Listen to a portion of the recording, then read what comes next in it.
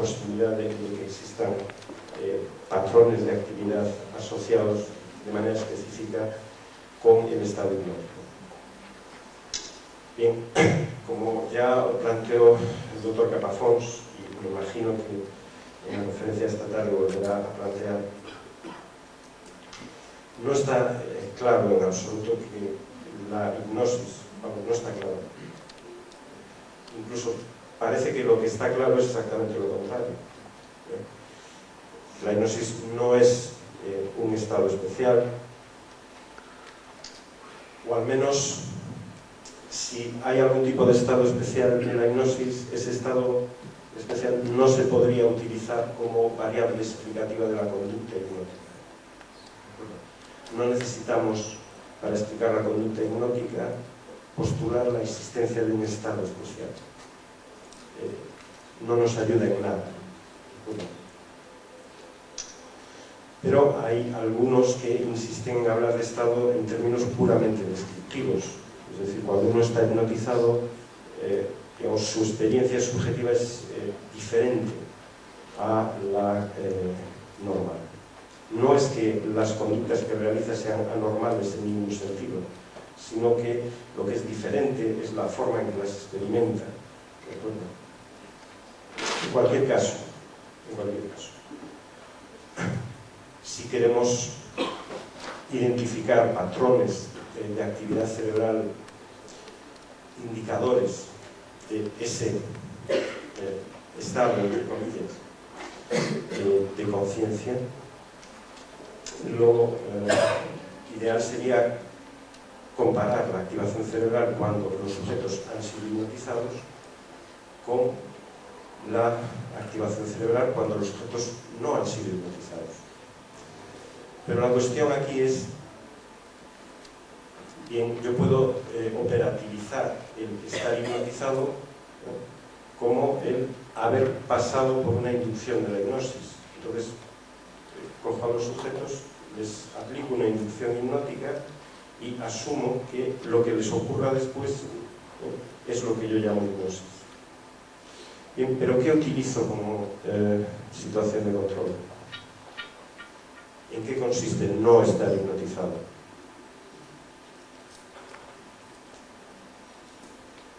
Ese es realmente un problema.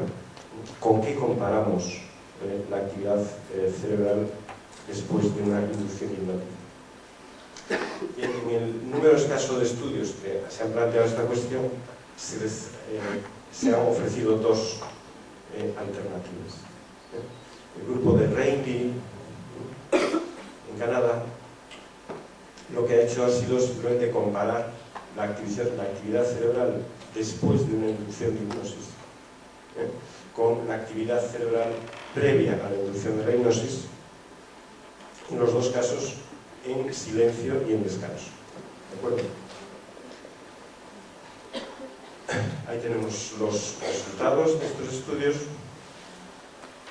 Lo que podéis ver aquí es que en la hipnosis, o sea, las diferencias fundamentales entre el periodo de descanso posterior a la inducción y el periodo de descanso previo a la inducción, las diferencias significativas que aparecen se concentran aquí. Esta zona es el giro cingulado anterior. Ahora os lo enseñaré en el mapa del cerebro. Un aumento en la actividad aquí, en la corteza occipital, en la corteza visual, podría estar relacionado con un aumento en la actividad imaginativa, y un descenso en esta zona del parietal derecho, que se llama prepucius. Aquí podéis ver. Todo esto es el giro cingulado, ¿de acuerdo? Y las diferencias estaban en la parte anterior, delantera, del giro cingulado. Esto es el prepucius, esta es la corteza visual. Esas fueron las diferencias que encontraron. El grupo de Feigenbühl en Bélgica ha utilizado otra estrategia, puesto que Normalmente la inducción, probablemente no tendría que ser necesariamente así, pero normalmente los métodos de inducción que utilizamos consisten en hablar y hablar y hablar al sujeto. Bueno, pues ellos han utilizado como condición de control una condición en la que también les hablan a los sujetos, básicamente les hablan de las mismas cosas, pero sin ningún tipo de referencia a la hipnosis. ¿De acuerdo? Tenemos dos textos básicamente similares. En un caso, el texto tiene como objetivo producir hipnosis, en el otro no. Y lo que veis aquí es el mapa de diferencias entre la condición, entre la inducción de la hipnosis y el control. Lo que primero llama la atención es la gran diferencia del mapa de diferencias de este estudio con respecto al estudio de Reinville. Es decir, el que escojamos una condición de control u otra va a cambiar por completo los resultados. Dentro de todas estas activaciones que se ven aquí, que diferencian a la inducción de la hipnosis de la situación de control, algunas coinciden, como estas que veis aquí, con las encontradas por el grupo de Reinville. Otras no coinciden y otras solo coinciden parcialmente. Lo que me interesa, sobre lo que me interesa hacer hincapié aquí es simplemente el hecho de cómo la elección de una condición de control o de línea base condiciona completamente los resultados. Bueno, bien. Puesto que existe un acuerdo bastante generalizado, o eso creo yo, en que si existe algún marcador o indicador de la hipnosis, no es ni conductual, ni tenemos pruebas de que sea fisiológico,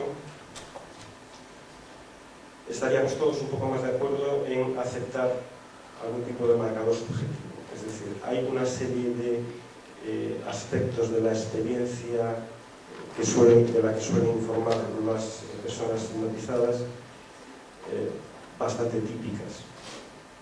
No existe acuerdo en considerar estas dimensiones o estos aspectos como algo independiente de la sugestión. Es decir, gran parte de aquellas cosas que suelen experimentar los sujetos hipnotizados, gran parte, si no todo, son cosas que se les sugieren. ¿De acuerdo? Bien. Una alternativa a comparar condiciones de hipnosis con condiciones de línea base sería pedirle a los sujetos durante los experimentos que nos informasen acerca de su experiencia, ¿no? Y luego tratar de buscar en los mapas de activación que obtenemos en qué áreas esa activación correlaciona con los autoinformes de los sujetos. ¿De acuerdo? Si uno revisa la literatura sobre la hipnosis,